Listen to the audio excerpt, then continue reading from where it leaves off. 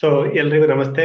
So ಇವತ್ತು ನಮ್ಮ A1 transformation ಕಮ್ಯುನಿಟಿಗೆ ಇನ್ನೊಬ್ರು ಬಂದಿದ್ದಾರೆ. ಸೊ ಇವರು ಕೂಡ ತುಂಬಾ ಆರೋಗ್ಯವನ್ನ ಚೆನ್ನಾಗಿ ಮಾಡ್ಕೊಂಡಿದ್ದಾರೆ. ಹೇಳ್ತಾರಲ್ವ, ಏಜ್ ಒಂದು ಜಸ್ಟ್ ನಂಬರ್ ಅಂತ. ಇವರು ಇಲ್ಲಿಗೆ ಬಂದ ಮೇಲೆ ಆರೋಗ್ಯವನ್ನ ತುಂಬಾ ಚೆನ್ನಾಗಿ ಮಾಡ್ಕೊಂಡಿದ್ದಾರೆ. ಸೊ ಅವ್ರನ್ನೇ ಕೇಳೋಣ. ಎಸ್ ಕೃಷ್ಣ ಮೇಡಮ್, ನೀವು ಇಲ್ಲಿಗೆ ಬರ್ಬೇಕಿದ್ರ ಮುಂಚೆ ಹೆಲ್ತ್ ಅಲ್ಲಿ ಏನೆಲ್ಲ ಸಫರ್ ಆಗ್ತಾ ಇದ್ರಿ, ಮತ್ತೆ ಇಲ್ಲಿಗೆ ಬಂದ್ಮೇಲೆ ಏನ್ ಚೆನ್ನಾಗಾಯ್ತು ಅಂತ ಹೇಳ್ಬೋದಾ? ಹೇಳ್ಬೋದು. ನಮಸ್ಕಾರ ಎಲ್ಲರಿಗೂ. ನನ್ನ ಹೆಸರು ಸುಷ್ಮಾ ಅಂತ. ನಾನು ಈ ಕಮ್ಯುನಿಟಿಗೆ ಬಂದ್ಮೇಲೆ ನನಗೆ ಬರಕ್ ಮುಂಚೆ ನನಗೆ ಶುಗರ್ ಸ್ಟಾರ್ಟ್ ಆಗಿತ್ತು. 1.5 ವರ್ಷದಿಂದ ಶುಗರ್ ಇದೆ. ಹಂಗಿರುವಾಗನೇ ನಾನು ಇಲ್ಲಿ ಬಂದಿದ್ದು. ಬಂದು ಇವ್ರು ಕೊಟ್ಟಿರೋ ಆಯುರ್ವೇದ ಟ್ಯಾಬ್ಲೆಟ್, DBT ಜ್ಯೂಸು ಅದೆಲ್ಲ ತಗೊಂಡ್ಮೇಲೆ ನನಗೆ ಈ ಶುಗರ್ ಬಂದ್ಮೇಲೆ ನನಗೆ ಕಾಲುರಿ, ಕಾಲ್ ಮೇಲೆಲ್ಲ ಎಲೆಕ್ಟ್ರಿಕ್ ಕರೆಂಟ್ ಪಾಸ್ ಆದಂಗೆ ಅನ್ಸೋದು. ರಾತ್ರಿ ಮಲಗಿದ್ರೆ ತುಂಬಾ ಕಷ್ಟ ಆಗ್ತಾ ಇತ್ತು ಮಲ್ಕೊಳಕ್ಕೆ. ಕಾಲು ಕೆಳಗಡೆ ಇಡಕ್ಕೆ ಆಗ್ತಿರ್ಲಿಲ್ಲ, ಆ ತರ ಅಂದ್ರೆ ಆಗ್ತಿತ್ತು. ಶುಗರ್ ಇರೋದ್ರಿಂದ ಕಾಲಿನ ಪಾದ ನಿಮ್ಗೆ ಉರಿ ಆಗ್ತೈತಾ? ಹಂಗೆ ಅನ್ಕೊಂಡೆ ನಾನು. ಅದು ಬೇರೆ ನನ್ಗೆ ಬ್ಯಾಕ್ ಪೇನ್ ಬೇರೆ ಇದೆ, ಡಿಸ್ಕ್ ಪ್ರಾಬ್ಲಮ್. ಎರಡೂ ಸೇರಿ ತುಂಬಾ ಕಷ್ಟ ಆಗ್ತಿತ್ತು. ರಾತ್ರಿ ಎಲ್ಲ ಎದ್ದೋಗಿ ಕಾಲ್ ಮೇಲೆ ತಣ್ಣೀರು ಉಯ್ಕೊಂಡ್ ಬಂದು ಮತ್ತೆ ಮಲ್ಗೋದು, ಆ ತರ ಎಲ್ಲ ಇತ್ತು. ಇದು ತಗೊಂಡ್ಮೇಲೆ ನನಗೆ ಆ ಪ್ರಾಬ್ಲಮ್ ಫಸ್ಟ್ ಸ್ಟಾಪ್ ಆಯ್ತು. ಕಾಲ್ ಉರಿ, ಕಾಲ್ ಮೇಲೆ ಎಲೆಕ್ಟ್ರಿಕ್ ಕರೆಂಟ್ ಪಾಸ್ ಆಗಂಗೆ ಇರ, ಅಂದ್ರೆ ಜುಮ್ ಜುಮ್ ಜುಮ್ ಅನ್ನೋ ತರ, ಜುಮ್ ಕರೆಂಟ್ ಜುಮ್ ಹೊಡೆಯೋ ತರ. ಅನ್ನೋದು, ಒಂದೊಂದ್ ಬೆರಳ ಮೇಲೆ ಚುಚ್ಚಂಗ ಆಗೋದು, ಅದೆಲ್ಲ ಸ್ಟಾಪ್ ಆಗಿದೆ ಇವಾಗ. ಮತ್ತೆ ಇನ್ನೇನು ಅಂದ್ರೆ ನನಗೆ ಇನ್ನೊಂದು ಪ್ರಾಬ್ಲಮ್ ಏನಂದ್ರೆ ಗಂಟ್ಲಲ್ಲೂ ಕಫ ಬರೋದು. ಒಂದು 2 ಇಯರ್ಸ್ ಮುಂಚೆ ಸ್ಟಾರ್ಟ್ ಆಗಿದೆ ಅದು ನನಗೆ. ಚಳಿಗಾಲ ಬಂದ್ರೆ ಆಗೆಲ್ಲ ಗಂಟ್ಲಲ್ಲಿ ಕಫ ಬಂದು ನನ್ಗೆ ಸೌಂಡ್ ಬರಲ್ಲ. ಮಾತಾಡ್ತೀವಿ, ಸೌಂಡ್ ಕೇಳಲ್ಲ, ಆಚೆಗೆ ವೈಬ್ರೇಟ್ ಆಗೋದು ಒಂಥರ. ಆ ತರ ಒಂದು ಪ್ರಾಬ್ಲಮ್ ಇತ್ತು. ಏನೇನೋ ಟ್ರೀಟ್ಮೆಂಟ್ ಮಾಡಿದೆ, ಆದ್ರೂ ಕಮ್ಮಿ ಆಯ್ತು. ಆ ಕಫ ಬರೋದು ನಿಂದಿಲ್ಲ. ಸೌಂಡ್ ಬರ್ತಿದೆ, ಬಟ್ ಕಫ ಇಳಿದು ಬರ್ತಾ ಇದೆ. ಆವಾಗೆಲ್ಲ ಡಾಕ್ಟರ್ಸ್ ಏನ್ ಹೇಳಿದ್ರು ಅಂದ್ರೆ, ನಿಮ್ಗೆ ಗ್ಯಾಸ್ಟ್ರಿಕ್ ಫಾರ್ಮ್ ಆಗ್ತದೆ. ಗ್ಯಾಸ್ಟ್ರಿಕ್ ಫಾರ್ಮ್ ಆವಾಗ ನಮ್ಮ ಉಸಿರಾಡುತ್ತಾ ಇದಿರುತ್ತಲ್ಲ, ಅಲ್ಲಿ ಬಂದು ಅದು ಹಿಂಗೆ ಊದಂಗ ಆಗ್ಬಿಡುತ್ತೆ. ಅವಾಗ ಮಾತು ವೈಬ್ರೇಟ್ ಆಗಿ ಆಚೆ ಬರುತ್ತೆ, ಸೌಂಡ್ ಬರಲ್ಲ. ಅದಕ್ಕೆ ಏನೇನೋ ಪಥ್ಯ ಅಂದ್ರೆ ಟೀ ಕಾಫಿ ಕುಡಿಬೇಡಿ, ಸ್ಪೈಸಿ ಐಟಮ್ ತಿನ್ಬೇಡಿ ಇದೆಲ್ಲ ಹೇಳಿದ್ರು. ಓಕೆ ಅಂದ್ರು. ನಾನು ಅದೇ ಬಿಟ್ಬಿಟ್ಟು ಮಾತ್ರೆಗಳೆಲ್ಲ ಸ್ಟಾಪ್ ಮಾಡಿದೆ.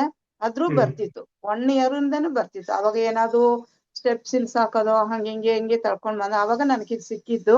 ಆದ್ರೆ ಇಲ್ಲಿರುವ ನಮ್ದ DBT ಜ್ಯೂಸುನು GP1 ಅಂತ ಒಂದು ಸಿರಪ್ ಕೊಟ್ಟಿದ್ರು. ಅದು ಕುಡ್ದಿದ್ಮೇಲೆ ನನಗೆ ಈ ಕಫ ಬರೋದ್ ನಿಂದೋಗಿತ್ತು, ಇಳಿದು ಬರಲ್ಲ ಹಿಂಗೆ. ಅವಾಗ ನನಗೆ ಪ್ರಾಬ್ಲಮ್ ಇಲ್ವಲ್ಲ. ಅವಾಗ ನಾನು ಅನ್ಕೊಂಡೆ, ಆ ಡಾಕ್ಟರ್ ಹೇಳಿದ್ ನಿಜಾನೇ ಇರ್ಬೋದು, ಗ್ಯಾಸ್ಟ್ರಿಕ್ ಕಂಪ್ಲೀಟ್ ಹೋಗಿರ್ಬೇಕು. ನೋಡಿ, ನಾನೇ ಕಂಡಿದ್ದೆ, ಇದ್ರಿಂದಾನೇ ಆಗಿರೋದು. ನನ್ಗೆ ಕ್ಯೂರ್ ಚೆನ್ನಾಗಾಗಿದೆ ಇವಾಗ. ಕಫ ಬರ್ತಿಲ್ಲ. ಕಫ ಆತರ ಕಟ್ಟೋದು ಎಷ್ಟು ಟೈಮ್ ಇಂದ ಆಗ್ತಾ ಇತ್ತು? ಈಗ ಒಂದು 2 ಇಯರ್ಸ್ ಆಗ್ತಾ ಇದೆ.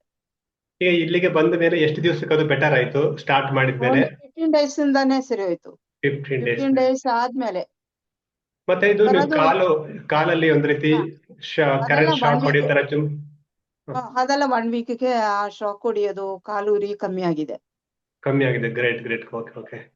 ಸೊ ಮತ್ತೆ ಇನ್ನೇನಾದ್ರೂ ಪ್ರಾಬ್ಲಮ್ ಇತ್ತ ನಿಮ್ಗೆ ಇಲ್ಲಿ ಬರ್ಬೇಕಿದ್ರೆ ಪ್ರಾಬ್ಲಮ್ ಮುಂಚೆ? ಅಂದ್ರೆ ಬ್ಯಾಕ್ ಪೇನ್ ಇತ್ತು, ಸಯಾಟಿಕ್ ಅಂತಾರಲ್ಲ, ಆ ಪ್ರಾಬ್ಲಮ್ ಇತ್ತು. ಸೊಂಟದಿಂದ ಪೇನ್ ಸ್ಟಾರ್ಟ್ ಆಗಿ ಕಾಲ್ ಎಂಡ್ ವರೆಗೂ ಬರುತ್ತೆ. ಅದು ನಡೆಯಕ್ಕೂ ಕಷ್ಟ ಆಗುತ್ತೆ, ಕೂತ್ಕೊಳ್ಳೋಕೆಲ್ಲ ಕಷ್ಟ ಆಗುತ್ತೆ.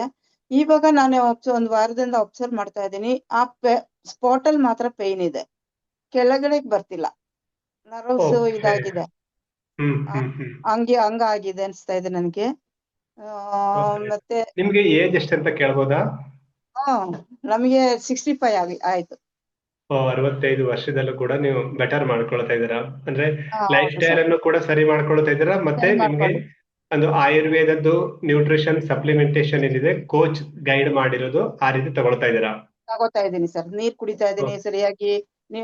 ನೀವ್ ಹೆಂಗ್ ಹೇಳಿದ್ರು ಅದೇ ತರ ಫುಡ್ನೆಲ್ಲ ಚೇಂಜ್ ಮಾಡಿದೀನಿ, ಸ್ವಲ್ಪ ಇನ್ನ ಬೆಟರ್ ಆಗಕ್ಕೆ. ಇವಾಗ ಅದ್ರಿಂದ ಅನ್ಸುತ್ತೆ, 1 ವೀಕ್ ಇಂದ ನನಗೆ ನಿದ್ರೆ ಕಟ್ ಆಗ್ತಿಲ್ಲ. ಮಧ್ಯರಾತ್ರಿ ಎಲ್ಲ ಫುಲ್ ನಿದ್ರೆ ಮಾಡ್ತಾ ಇದೀನಿ. ಬೆಳಗ್ಗೆನೆ ಎದ್ದೇಳೋದು, ಏನು ಗೊತ್ತಾಗಲ್ಲ ರಾತ್ರಿ. ಆ ತರ ಅಂದ್ರೆ ನಿದ್ರೆ ಮುಂಚೆ ನಿದ್ರೆ ಏನಾಗ್ತಾ ಇತ್ತು? ಈ ಕಾಲು ಉರಿ ಬರ್ತಿತ್ತಲ್ಲ, ಈ ಪೋಸಲ್ ಮಲ್ಕೊಂಡ್ರೆ ಅಲ್ಲಿ ಉರಿ, ಅವಾಗ ಎದ್ದೇಳ್ತಾ ಇತ್ತು, ತಿರುಗುತ್ತಾ ಇತ್ತು, ಅವಾಗ ಎಚ್ಚರಿಕೆ ಆಗೋದು, ಮತ್ತೆ ನಿದ್ರೆ ಮಾಡೋದು, ಹಂಗಿತ್ತು. ಎಷ್ಟು ಇವಾಗ ಸಾರಿ ಮಲಗಿ ಎಚ್ಚರ ಆಗ್ತಿತ್ತು ಮುಂಚೆ ಎಲ್ಲ? ಒಂದು 2-3 ಟೈಮ್ ಆದ್ರೂ ಎಚ್ಚರಿಕೆ ಆಗ್ತಿತ್ತು ನನಗೆ. ಕಂಪ್ಲೀಟ್ ಬರ್ತಿರ್ಲಿಲ್ಲ ನಿದ್ರೆ. ಇವಾಗ 1 ವಾರದಿಂದ ಅಬ್ಸರ್ವ್ ಮಾಡ್ತಾ ಇದ್ದೀನಿ, ಫುಲ್ ಡೀಪ್ ಸ್ಲೀಪ್. ಮಲಗಿ ನಿದ್ರೆ ಬಂದ್ರೆ ಆಮೇಲೆ ಬೆಳಗ್ಗೆ 7:15, 7:45ಗೆ ಎಚ್ಚರಿಕೆ ಆಗುತ್ತೆ ಇದು ನನಗೆ. ಡೀಪ್ ಆಗಿ ಸ್ಲೀಪ್ ಕೂಡ ಮಾಡ್ತಾ ಇದ್ರ? ಸ್ಲೀಪ್ ಚೆನ್ನಾಗ್ ಆಗ್ತಾ ಇದೆ. ಬೆಟರ್ ಇದರಿಂದ ನನಗೆ ಬೆಟರ್ ಲೈಫ್ ಸಿಕ್ಕಿದೆ.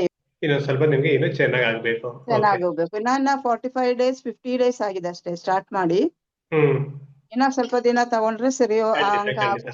ಮಿನಿಮಮ್ ಅಟ್ ಲೀಸ್ಟ್ 90 days ಆದ್ರೂ ಪ್ರಾಕ್ಟೀಸ್ ಮಾಡ್ಬೇಕಾದ್ರೆ ಫಸ್ಟ್ 90 days ಅಲ್ಲಿ ನಮ್ಗೆ ಮೆಜಾರಿಟಿ ಕೆಲವೊಂದು ಹೆಲ್ತ್ ಚಾಲೆಂಜಸ್ ಇಂದ ನಾವು ಹೊರಗಡೆ ಬರಕ್ ಆಗುತ್ತೆ. ಸೊ ನೋಡೋಣ ಫಸ್ಟ್ 90 days ಪ್ರಾಕ್ಟೀಸ್ ಅಲ್ಲಿ ಎಷ್ಟು ನಿಮ್ದು ಕವರ್ ಆಗುತ್ತೆ ನೋಡೋಣ. ಇನ್ನು ಯಾಕಂದ್ರೆ 90 days ಆಗಿಲ್ಲ, 60 days ಕೂಡ ಕಂಪ್ಲೀಟ್ ಆಗಿಲ್ಲ ಆಗಿಲ್ಲ. ಆಗಿಲ್ಲ. ಓಕೆ. ಇನ್ನೇನಾದ್ರೂ ನಿಮ್ಗೆ ಹೇಳ್ಕೊಳಕ್ ಇದೆಯಾ ಅಥವಾ ಏನಾದ್ರು ಹೇಳಕ್ಕಿದ್ರೆ ಹೇಳ್ಬೋದು. ಅದೇ ಇದು ಕೇಳೋರಿಗೆ ನಾವು ಹೇಳ್ತೀನಿ ನನ್ಗೆ ಹಿಂಗಾಗಿದೆ ಅಂತ ನಮ್ ಫ್ರೆಂಡ್ಸ್ ಹೇಳ್ತಾ ಇದ್ದೀನಿ. ಅವ್ರನ್ನ ಈ ಕಮ್ಯುನಿಟಿಗೆ ತಗೊಂಬರಕ್ಕೆ ಟ್ರೈ ಮಾಡ್ತಾ ಇದ್ದೀನಿ. ಅಂದ್ರೆ ನಾವು ಅವ್ರ ಲೈಫ್ ಯಾವ ರೀತಿ ಕಮ್ಯುನಿಟಿನಲ್ಲಿ ಇರ್ತೀವಿ ಅದು ನಮ್ಗೆ ಮ್ಯಾಟರ್ ಆಗುತ್ತೆ. ಆರೋಗ್ಯ ಚೆನ್ನಾಗಿರ್ಬೇಕಂದ್ರೆ ಆರೋಗ್ಯದ ಕಮ್ಯುನಿಟಿನಲ್ಲಿ ಇರ್ಬೇಕು. ಮತ್ತೆ ಈಗ ಅದಕ್ಕೆ ಸಂಬಂಧಪಟ್ಟಂತ ಕೋಚಿಂಗ್ ಮಾಡೋರು ಕೂಡ ಇರ್ಬೇಕಾಗತ್ತೆ, ಕೋಚ್ ಕೂಡ ಬೇಕಾಗತ್ತೆ ಅಲ್ವಾ? ಹೌದು ಹೌದು ಖಂಡಿತ. ಅದು ಕೋಚಿಂಗ್ ಇಲ್ಲ ಅಂದ್ರೆ ನಾವು ಬಿಟ್ಬಿಡ್ತೀವಿ, 4 ದಿನ ತಗೋತೀವಿ ಮತ್ತೆ ಏನೋ ಒಂದು ಬಿಟ್ಬಿಡ್ತೀವಿ. ನಮ್ ಬ್ಯಾಕ್ ಅಲ್ಲಿ ಒಬ್ರು ಕೋಚ್ ಮಾಡಕ್ ಇದ್ರೆ ನಾವು ಕರೆಕ್ಟ್ ಆಗಿ ಅದು ಫಾಲೋ ಮಾಡ್ತಿರ್ತೀವಿ.